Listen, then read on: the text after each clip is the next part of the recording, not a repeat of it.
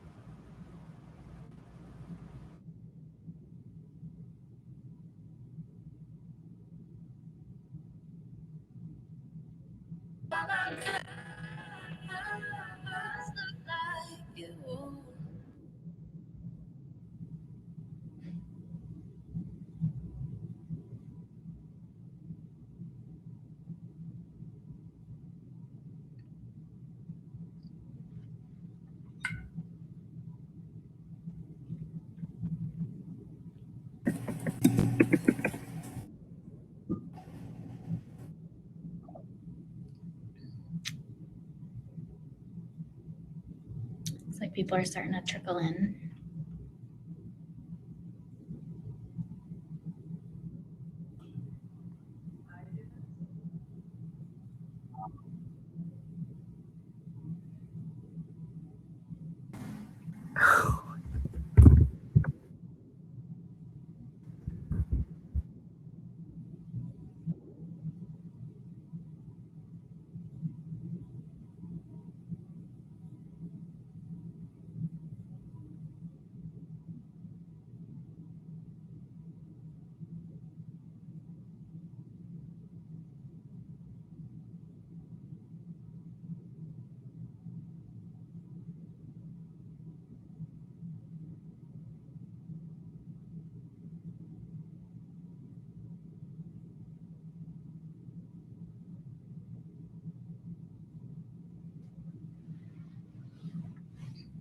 It's just about 2 o'clock. Looks like the numbers, people might still be trickling in a little bit, but we can go ahead and get started.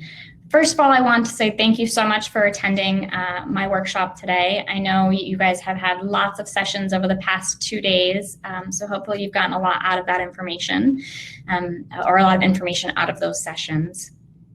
The session I'm going to focus on today is really involving Acquia personalization and really focusing on, that great personalization strategy and how to create that strategy when thinking about personalization.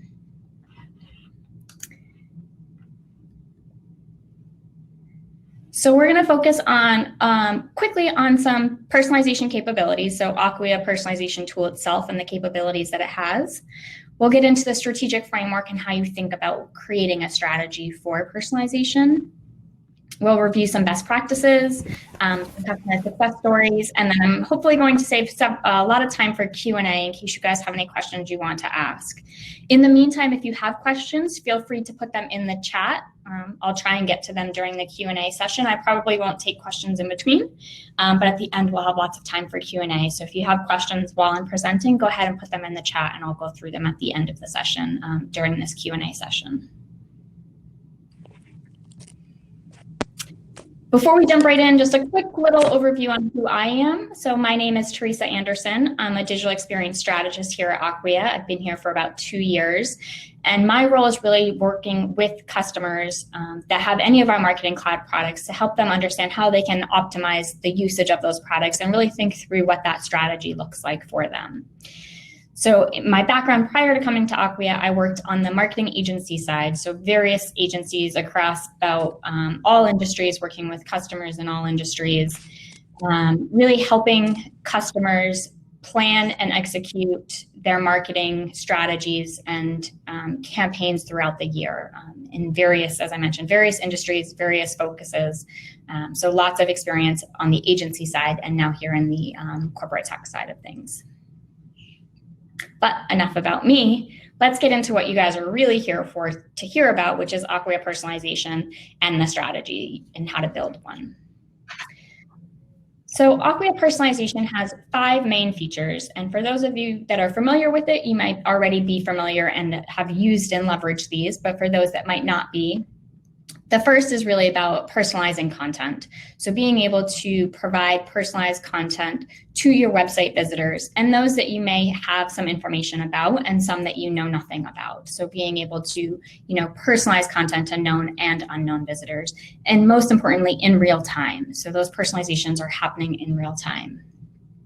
The second feature is the ability to build segments. So when we talk about in any of your marketing campaigns, you talk about who is your target audience. Well, that's really what you're going to be doing in this segment builder, is creating segments based on those target audiences. So how can you define a segment based on website information that you know about them? And we'll dig into that a bit more a little bit later in this session. The third and the fourth go hand in hand. So it's about being able to manage and track your campaigns through a single UI, but then also to build those campaigns and those use cases within personalization. So you can create 3 different types of use cases. The first one is a targeted personalization, which, as it sounds, is very targeted to a specific segment. So you are doing a targeted personalization to a segment. The second one is more of an A/B/N test. So you can test different content, different messaging, not just A, B, but you can have as many variations as you'd like on that. And the third one really is that content recommendation campaign. So how can you recommend content to a visitor based on what they're most interested in, the topic they're most interested in, or their favorite topic based on taxonomy that's been mapped into Acquia personalization. And that fifth feature is the personalization analytics. So being able to make data-driven decisions based on information you're collecting on visitors that are coming to your site.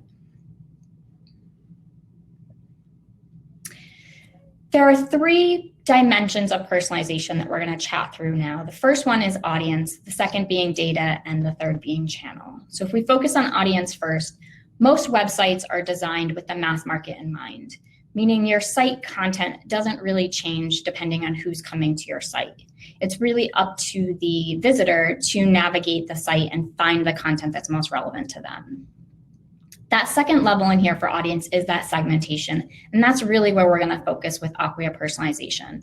That allows you to create groupings of your visitors based on commonalities, whether that commonality is a topic interest, a product interest, maybe it's location is their commonality. So you can find commonalities in your visitors and create segments based on that will then allow you to create personalizations to those segments.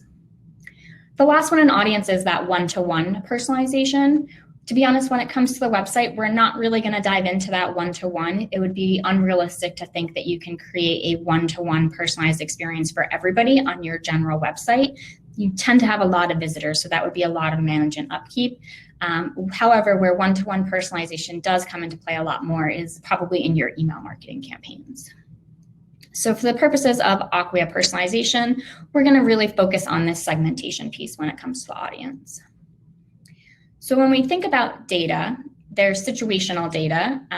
Sometimes people can also refer to it as demographic, but when it comes to personalization, it's less about the demographics in terms of how we most commonly think about demographics. So gender or age, things like that. We're not going to be able to get to that information directly from data we're collecting on how they're browsing on our site, but we can get to situational data around their location based on their IP address, maybe what type of device they're using, whether that be a mobile phone or a desktop. So there are situational data we can collect. But really, it's about the behavioral data that we're going to be able to collect through Acquia personalization. And that's the browsing behavior based on how they're searching your site or navigating through your site. So when they come to your website, what are they doing? And how can we track their behaviors to better understand more about who they are and what they're interested in? And then the last one here is predictive. And Acquia personalization on its own is not going to get to the predictive level of data. However, if you integrate with some of our other tools, such as our CDP, you can get to that predictive data leveraging machine learning. But Acquia personalization on its own is not going to get to that predictive level. So we're really going to stay focused in that situational and behavioral space. And lastly, with channel, Acquia personalization is a single channel tool. It is website personalization only. However, if you do connect it, You can either connect with third-party systems and integrate it with other things, which will allow you to get to that multi-channel or omni-channel, or really, to be honest, just some of your website personalizations. In the way that you treat them, you can mirror things that you're doing in social media or paid media or email marketing, so that you have that consistent messaging and that consistent look and feel, so it feels like you have that connected cross-channel or multi-channel personalizations, even though all you're doing is personalizing the website. And when we talk about Acquia personalization, there's 3 components you're going to hear us refer to quite a bit. Who, your target audience. So we at Acquia and in Acquia personalization refer to those as segments. The what is that personalized content that you're going to share with that audience. And the where is considered the slot. And so you'll hear that term a lot. That's where on your website and on what pages are you going to personalize your experience. So an example of a slot would be like the homepage hero banner at the top of your page. That might be a slot where you can have a personalization. So the segments and slots you'll hear quite a bit. So I just wanted to provide a little bit of context on what those are. And before we jump into the strategic framework, Acquia has pulled together this personalization maturity model, and it's a framework to help assess where your personalization capabilities are as a company. And these are going to be different for every company based on what your goals are, how many channels you're looking to personalize through, what resources you have dedicated to personalization, and what your organizational collaboration looks like. So we'll dig into we'll share the maturity model, but this is important for each company to take a look at and assess really where do you fit along this maturity model. And there is no right spot to be in. It's just more about being aware internally within your own organization where you fit in the maturity model. So here's our maturity model. And as I mentioned, although it looks like a stepped approach, it's not necessarily that the goal is to get to that one-to-one omni-channel personalizations, because that's not really the goal for every company, nor should it be. It's more about figuring out where within these 4 buckets do you really fit based on your goals, how many channels you're looking to leverage for personalization, what your resources look like, how much time and resources do you have to dedicate to personalization, and what does your cross-team collaboration really look like? How many people do you have? How are you collaborating across departments such as your website and your marketing campaigns and maybe your media team? So things like that. Sounds like we have someone off mute. If you could everyone could go on mute, that would be great. Thank you. So if you just have Acquia personalization, you're probably in that single channel. Maybe you have it with email as well. So you might be in that orange or teal bucket. And that's okay if all you do is ever stay in that area. You can be very successful with personalization just being in this single channel. So just because it's the lowest level here doesn't mean you can't be successful in it. And especially if you don't have dedicated resources to personalization, I recommend you stay in this first or second bucket here, because as you move into the multi-channel, omni-channel experiences, you really do need resources that are 100% dedicated to personalization, which in working with lots of customers, I realize is probably not realistic for most companies. It's probably 1, maybe 2 people doing it a portion of their time. And that's okay. And that's why I recommend you kind of stay in that orange or teal area. So now let's get into the strategic framework. Whenever you have a new tool or you're trying to do a new tactic for marketing campaigns, you need to think through your strategy. What is your strategy for that approach or that tactic? And personalization is the same. However, the framework is probably not that different from what you've used in other areas. So you still have, the why, who, what, where. Those 4 W's are still very important when it comes to a personalization strategy. They just have a slightly different take on them when you think about it from a personalization lens. So your why is really about your goals, but it's personalization goals. So it's not necessarily your company goals overall, although those could inform your personalization goals. This is really about what is the goal of your personalizations. Who are you targeting? And when we think about those target audiences, we want to think about how do we define them as a segment? What content will be used, and is it new content that needs to be created? And then where do you want to promote the personalizations on the website? So we're going to dig into each of these in a little bit more detail. First one is identifying your personalization goals. So as I mentioned, you can start with thinking about your organizational goals overall, but then thinking about how does personalization play a role in achieving those organizational goals. So from those organizational goals, how can I create personalization goals that will help achieve them? Or do you have personalization goals specific that you want to meet? And if you're having trouble identifying goals, it's a good recommendation to just go back to your customer life cycle and think about that whole journey. And where in the journey are you really looking to optimize or leverage personalization to really get you to that next level or get visitors to that next piece in that cycle? So when we think about personalization goals, typically when I've worked with customers, they tend to fall within 4 buckets: increase awareness, increase engagement, increase conversion, or increase loyalty. So those tend to be at a high level. Most customers are trying to do one of these 4 things. And sometimes the goal is to increase conversion, but you're aware that you can't increase conversion until you first increase engagement. So it might have to be a multi-stepped approach. And that's okay. You can have multiple goals, but when you're doing a use case, each personalization use case or campaign should have a singular goal, and it might just lead up to a larger goal. So keep that in mind. Most of the goals can fall into one of these. And to be honest, most customers are either in the increased engagement or increased conversion bucket in terms of what they're trying to achieve. But once you have your goal, you have to figure out how can you measure based on that goal. So what are some success metrics you can put in place that will help you determine if you're meeting your goal and if you're achieving what you hoped to achieve? So there are 3 types of success metrics. The first one are soft metrics, which will help you improve your user experience. So that might be, increasing time on site for visitors, or reducing bounce rate, or increasing click-throughs. So those are a little bit more of that user experience soft metrics. The hard metrics are a little bit more tied to some type of conversion. Conversion could be in terms of sales or dollar amounts, revenue, but it could also be conversions in terms of increased engagement in the sense that you are getting more people to sign up for webinars. You're getting people to request more information. They're attending conferences or events. They're completing different events on your site. So hard metrics around improved conversion isn't just about making a sale, but what are those steps that lead up to making that sale? And then a little bit more specific for personalization, is this goal around, or this metric around information gathering. So right now, when you think about your website, most of your visitors are probably anonymous visitors. You don't really know much about them unless they happen to be logging in to transact on your site. Outside of that, you don't know too much about these visitors, but with Acquia personalization, you can start to learn more about these visitors so that they're not just anonymous visitors.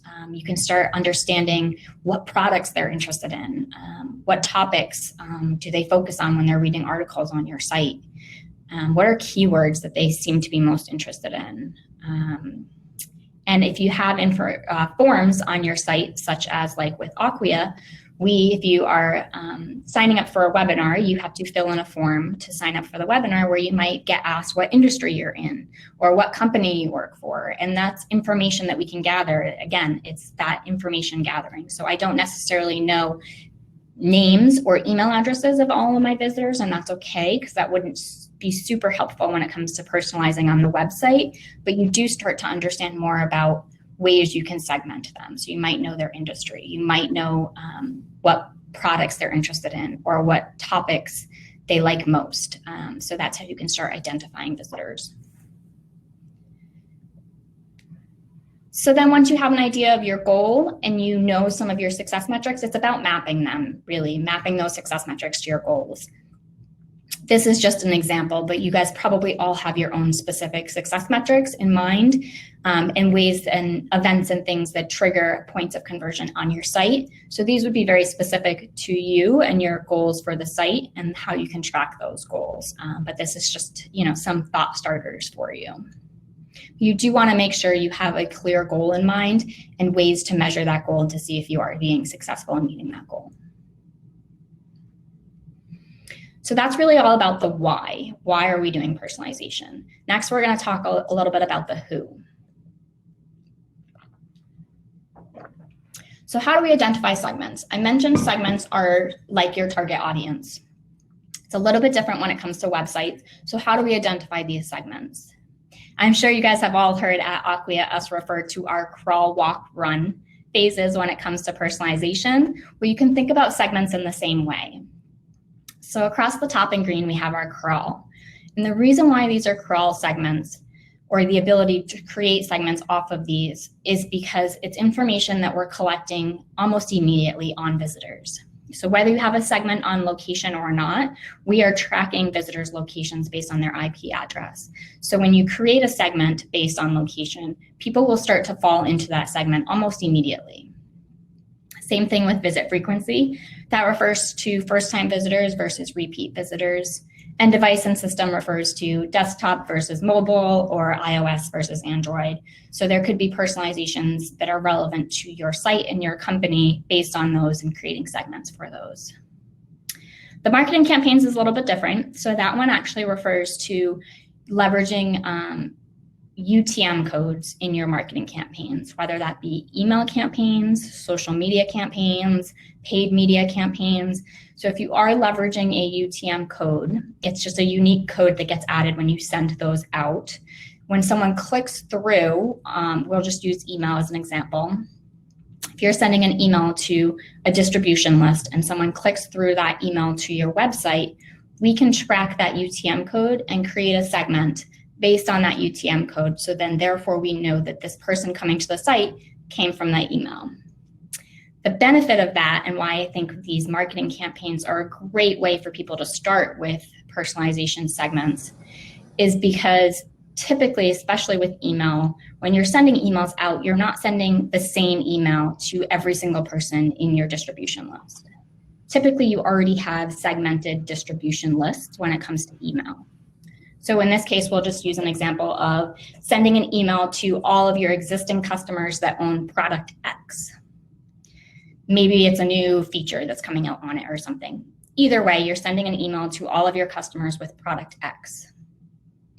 And then they click through in that email to the website to understand and learn more about that product feature. If you've leveraged that UTM code, now we can track that anyone coming from that email is an existing customer with product X. So therefore, it allows us to get a little bit more granular in our segments based on the segmentation that's already being done through email. So hopefully that makes sense and is clear, but that's a great one to get started with when you're thinking about initial campaigns and initial segments. Anything you're doing emails for, paid media, like display ads or social media ads, you want to think about how can we make personalization a component of this campaign. The next one is walk. So these are more around behavioral data that we've been collecting. So they might take a little bit longer for people to fall into these segments, but they are great segments to start creating, because this is really the bread and butter of Acquia personalization, is really being able to understand visitors' browsing behaviors. So with these, you can create segments for these first two on either a specific page that someone visits based on that URL, or a section of the website. So you can use a portion of that URL in order to create a segment. So it could be visitors interested in product X. And you can define that as people coming to any page within the section of product X that visitors have come maybe 2 or 3 times in the past month, or 2 times in the past week. So you can define how many times they've come to that page or that section of the site and in what duration in order to define that segment. And then completed events, there's probably a lot of different events that people can complete on your site, whether it be requesting more information, downloading content, signing up for an event or a webinar, things like that. So those completed events can be turned into segments as well. And we do integrate with Google Tag Manager. So if you have events set up in Google Tag Manager, we can pick up the data from there and create segments based on that. So those are behavioral, so you might set them up, but it might take a little bit longer for people to fall into them because people do have to browse to those sections of the page or complete an event in order to fall into that segment. The last one here is around run. And so this typically is around integrating third-party systems, whether that be a CRM integration or integration with your social media platforms or email, things like that. So they take a little bit longer. We don't recommend, if you're just starting to create segments, that you start with run. There are plenty of segments that can be created around crawl and walk before you really get into the run. So recommend starting with that crawl and walk when you're thinking about segments. The other thing I'll mention here is in Acquia personalization, you can have as many segments as you want created.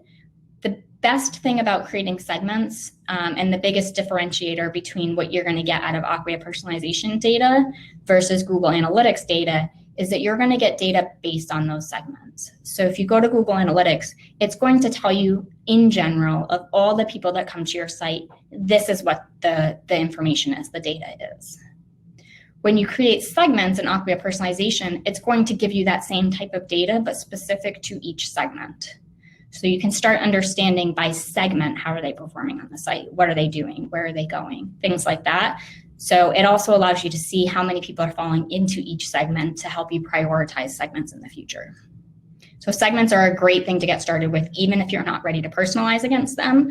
I recommend you create segments, more segments than you actually need to start personalizing upfront, and really save those personalizations for the highest priority segments. We'll get into that in a minute.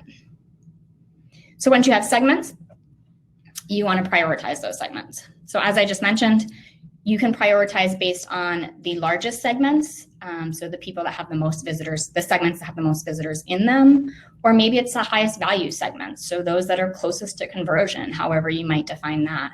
But you want to make sure you're prioritizing your high value segments or your high priority segments. And then from there, you want to personalize, identify your personalization goal for those segments and create personalization. So once you have your top 3 or 4 priority segments and you know what the goal for each of them are, how can personalization help you achieve that goal?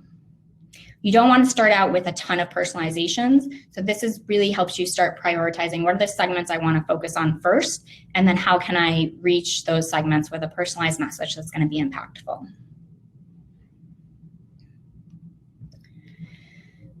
So then the next piece you need to think about is the content. I know a lot of people get very overwhelmed when they think when it comes to personalization, creating new content for a bunch of new segments. That's not necessarily the case. You can start personalizing without any new content at all if that's one of those stress factors for you or blockers for you when it comes to personalization.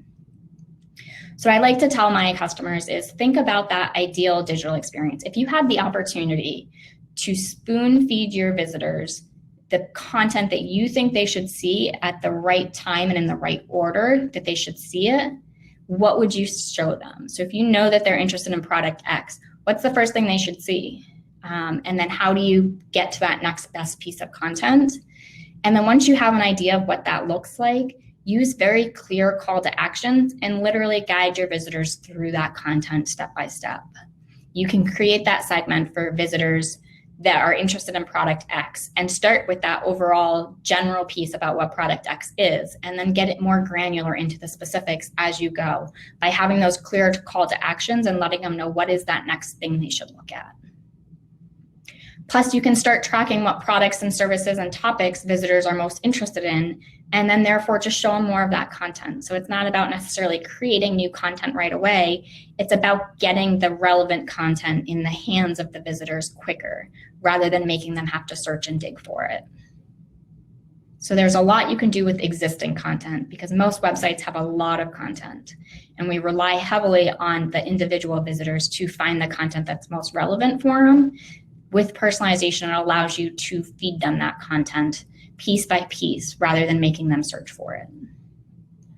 So if you're concerned about creating a whole lot of new content, there's lots you can do with personalization without creating any content at all. However, if you do have resources to create content, you can create personalized messages test different messaging, things like that. So keep that in mind as well when it comes to content. What is the content you need, and does it exist, or do you need to create it? And then once you have your content, you just need to figure out where you want to show that content to that segment. So we always recommend you put slots on the pages with the most traffic because they're going to get the most visibility. So homepage is a great place to start with personalizations. It also allows you to start optimizing the content on your homepage, what's working best and what's not. Running A/B tests on the homepage is a great way to see how you can optimize homepage content and messaging. Landing pages are another great place for high traffic personalizations. The other place I see works really well for personalizations are places like a resource center or blogs where you have a lot of content that might be different content formats. Like a resource center might have white papers, it might have videos, it might have blog posts, case studies. So you have a lot of different types of content that cover a lot of different topics and products. So how do you personalize? If you create a personalization on that page, then you can serve up the most relevant content, whether it be a content type, content on a product, or content on a topic based on the visitor's browsing behaviors. What are they most interested in? What have they looked at the most in the past? And then we always just recommend you keep the personalizations above the fold where you're going to get the most engagement.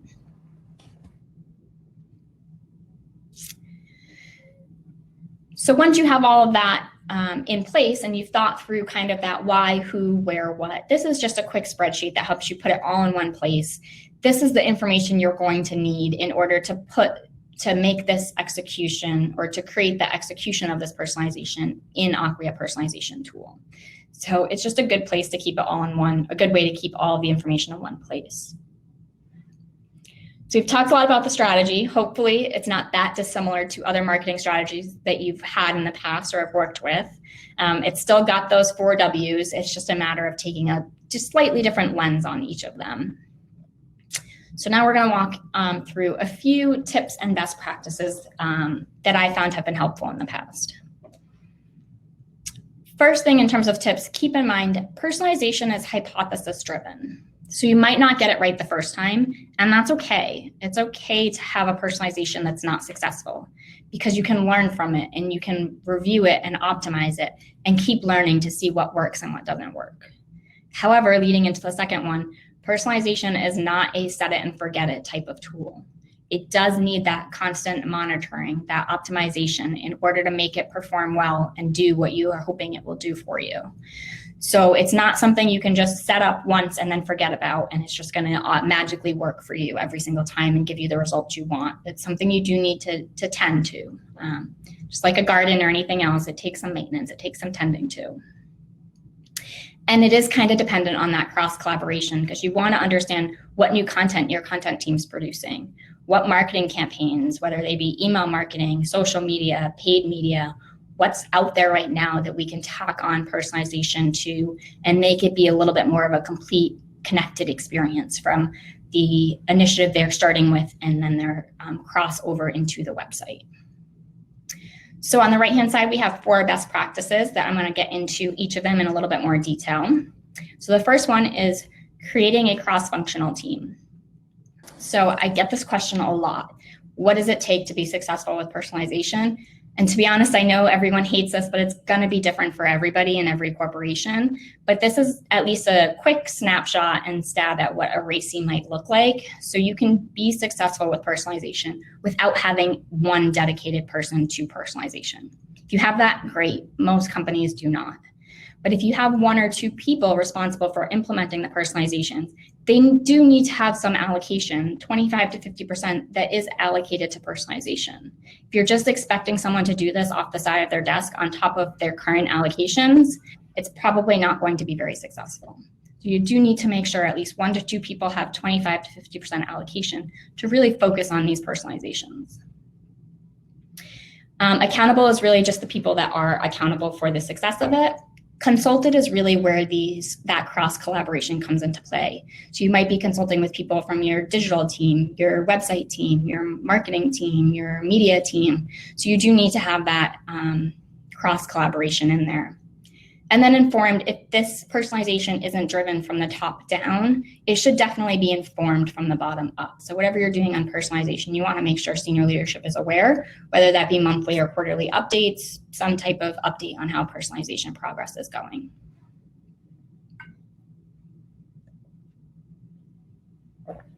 The second one here I've mentioned before, you want to start small. So you want to ideate maybe 3 to 5 use cases for your priority segments. And then from there, figure out what content is needed. Do you have the content now? Do you need to create content? What's the timeline for that?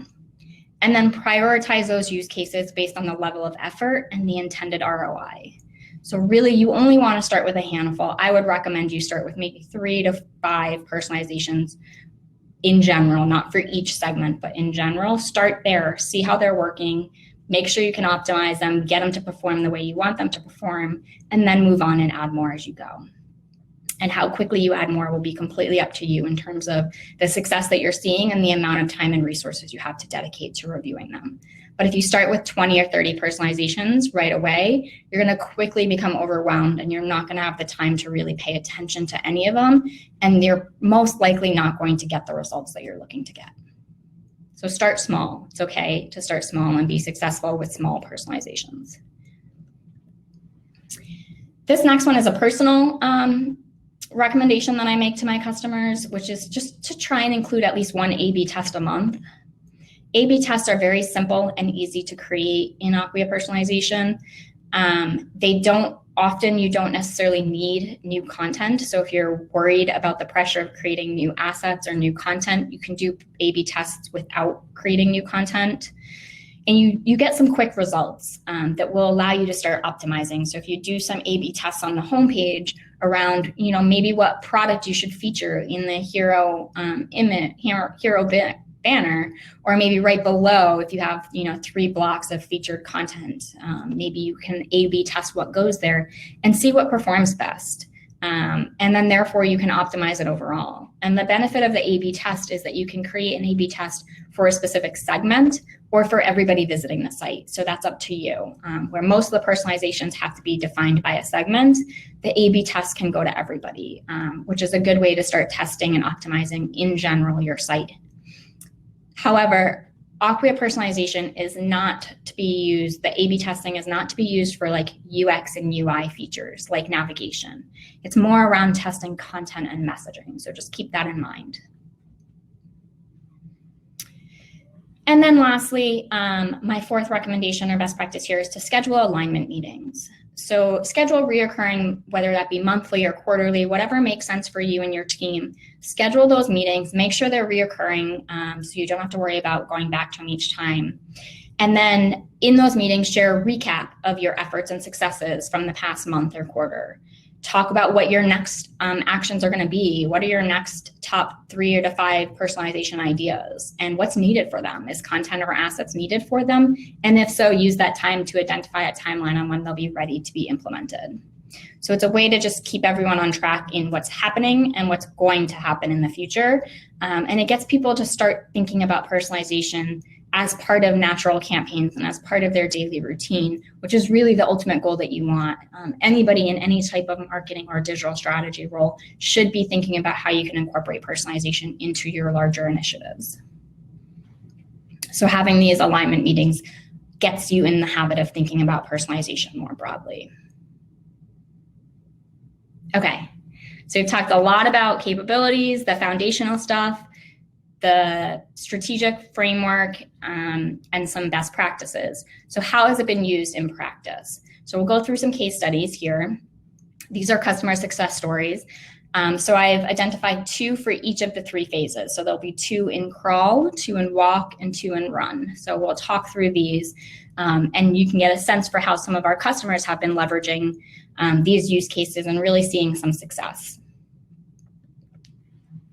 So this first one, you'll notice in the right-hand corner, there's that crawl. So it lets you know it's part of the crawl phase. That icon indicates this is an insurance company. And it's a geolocation use case. So their goal was to increase customer engagement by optimizing the messaging, as well as increasing conversion by providing localized pricing in real time. So they leveraged A/B tests to see what messaging led to higher conversion rates. Then once they knew which messaging performed the best, they then changed their pricing tables as well based on visitors' location so that they could provide that localized pricing. The results were the landing page that they drew people to saw increased click-through rates for all of their regions. And then 4 out of 6 regions actually resulted in higher conversion rates. So this is one of those instances where they've had great success in 4 out of their 6 regions, but it also allows them to go back to those other 2 regions and see maybe they can do something slightly different. Each region probably performs a little bit differently. So maybe there are ways to start exploring with those other 2 regions. The next one here is a crawl use case in a nonprofit organization, and their goal was really to increase donation conversion rates.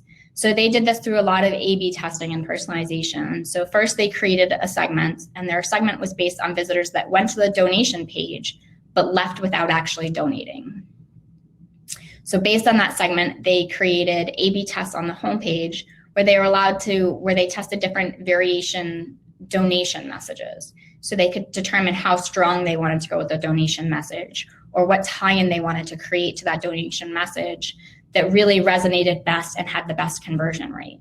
And then once they had that messaging down, they were able to then personalize the donation landing page to match that messaging.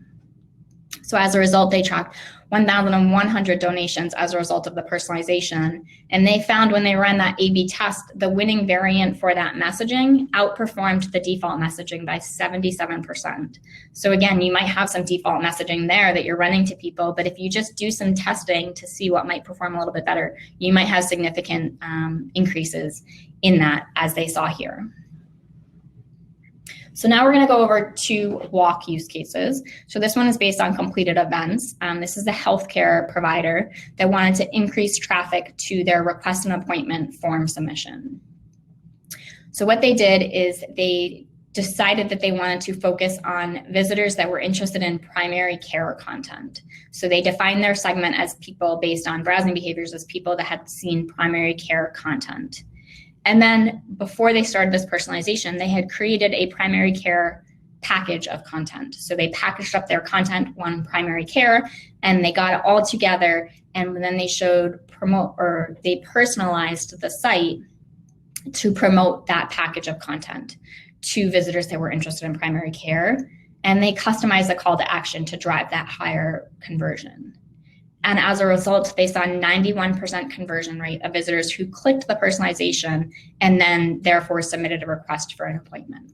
So really great conversion rates when they targeted specifically primary care, people interested in primary care, and then showed them that relevant primary care content, they got 90% conversion. And then in terms of browsing behavior, this one again is an insurance company that wanted to increase their quote completes in the US. So oftentimes filling out a quote online can be a long process and people will drop off midway. And so they were trying to get people to complete those quote processes. And in order to do that, they decided that they would, their hypothesis was if they pre-filled the product types based on the visitor's browsing behaviors, then they would be more likely to complete the form because it would be less information for them to fill out. And so they created segments based on product interests. And when people based on those segments went to the quote form, it was pre-filled with the product that they had been looking at. And based on that, they were able to increase quote starts in all regions in the US and increase quote completes in the Midwest and the West. So it allowed them to really get those quote completes, increase that conversion there, specifically in the Midwest and in the West. And then 2 run examples here. The first one is a cross-channel behavior, again, for a healthcare provider who wanted to increase mammogram screenings by 3% during a 3-month campaign. These, as I mentioned before, the run are much more complex and take more time. And so you'll see in both of these, there's a lot of work that was done up front before the personalization was executed. And so in this case, they created 3 very detailed personas, and they created supporting content that answered driving questions that were different for each of those personas.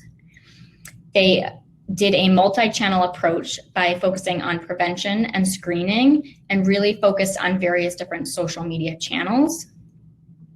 And then they personalized the homepage to mirror those social media campaigns and had landing pages that featured 4 different call to actions for these personas.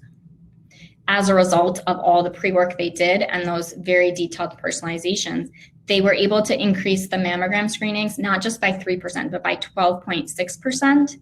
And they were able to identify the best content and social channel for conversion for all 3 personas. So for persona A, they could tell that Twitter was the best conversion channel.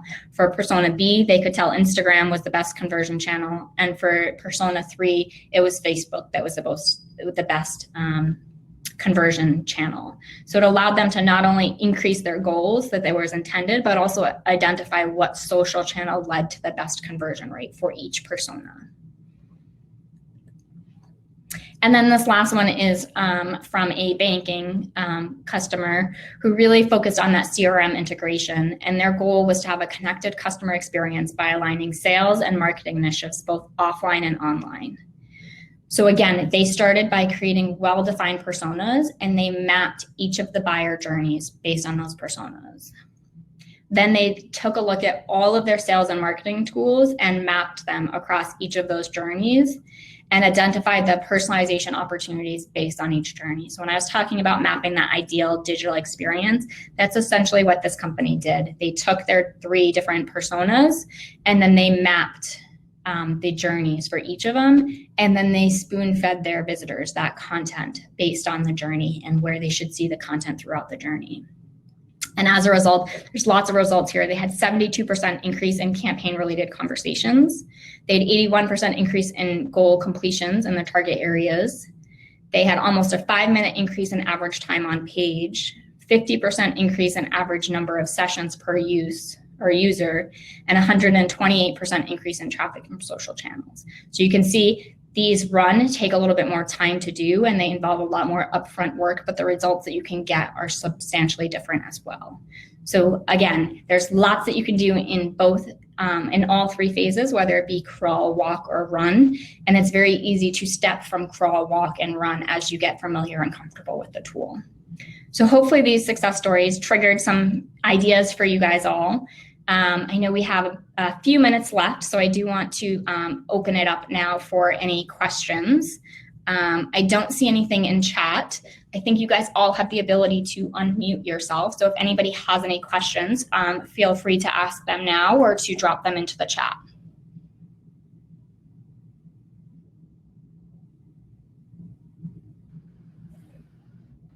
I know I have one question. It's probably a little difficult to explain over chat. Yeah. One thing we're doing is we're creating segments like you were talking about, more in that walk phase, and testing against page behavior on the site.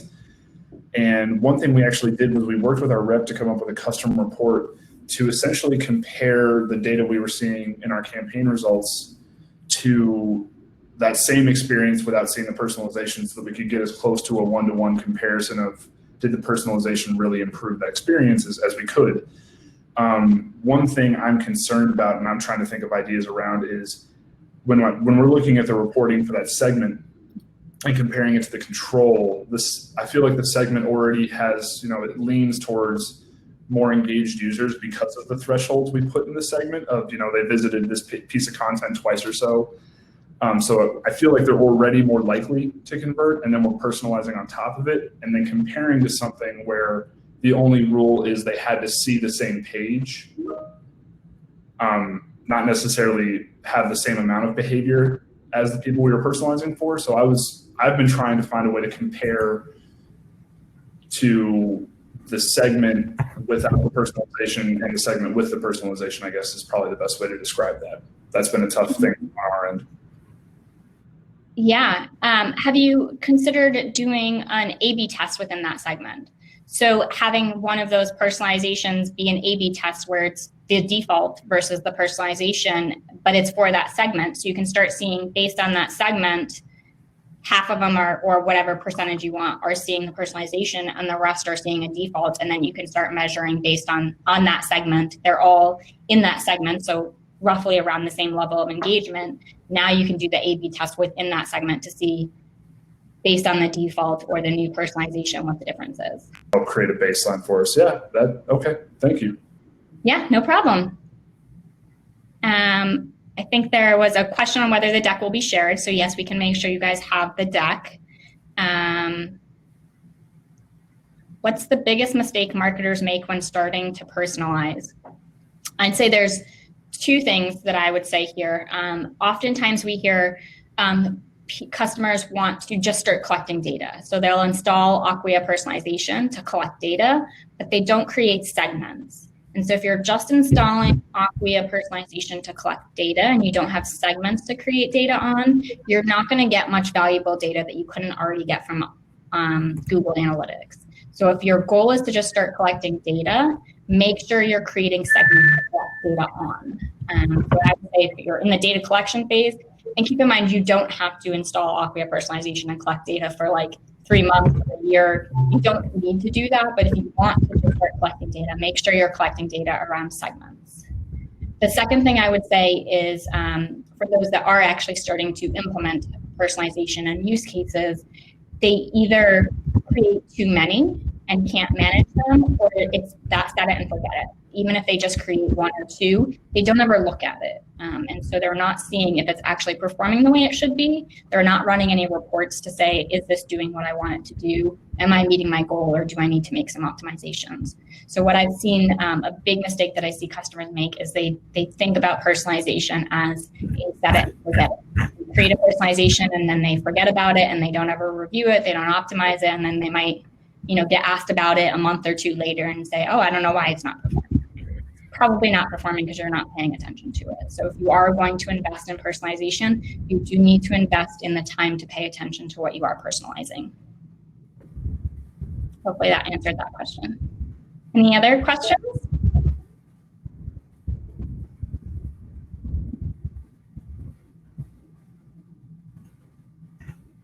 No.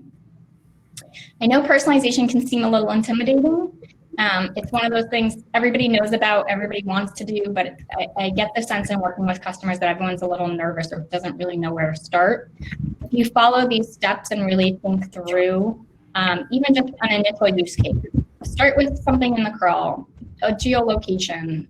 What's different on your site based on location? Or what experience would you give someone if you knew they were a first-time visitor to your site on that homepage? You would probably want to speak more about who you are, what do you do, if you know that they've never come to your site before, versus someone that's been back to your site 5 or 6 times in the past month. You don't need to tell them that anymore, they know that. So even just as simple as new visitors versus repeat visitors, how would you change your website based on that audience? So just start small, start simple. You can see some really great results from some very simple use cases. You don't have to do elaborate ones to see results. So start small, ease your way into it, but get started. Start somewhere. Another question that came up, what is the biggest fear holding our customers back from doing personalization? I think it's the not knowing where to start. It just seems like a very overwhelming thing to do. And so, starting small, I think helps quite a bit. Also, making sure that if you are going to take on personalization, you do have somebody that is dedicated to personalization. Again, not 100% dedicated, but at least 25 to 50% of their time is set aside for making sure personalization can be successful within your organization. Because the worst thing you want to do is start personalization and then not have any time to focus on it or think about it, and it just lapses and doesn't meet any of your goals. So if you are going to commit to do personalization, make sure you are committing to have at least 1 to 2 people have at least 25 to 50% of their time allocated to really focus on getting started with personalization.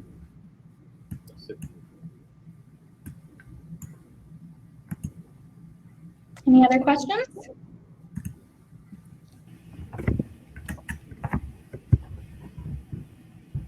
No? Thank you. It was a great talk. We appreciate it. Oh, you're very welcome. We'll make sure the deck goes out to everyone. I'm not sure how that gets spread, but we'll make sure you guys get it.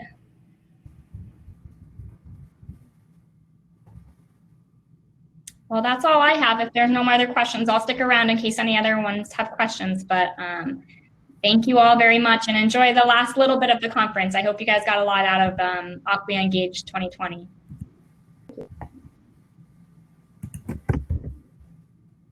Hey, Excel and the team. You guys there? Hi, I'm here. Hang out for a bit. See if anybody comes online. I'm here too.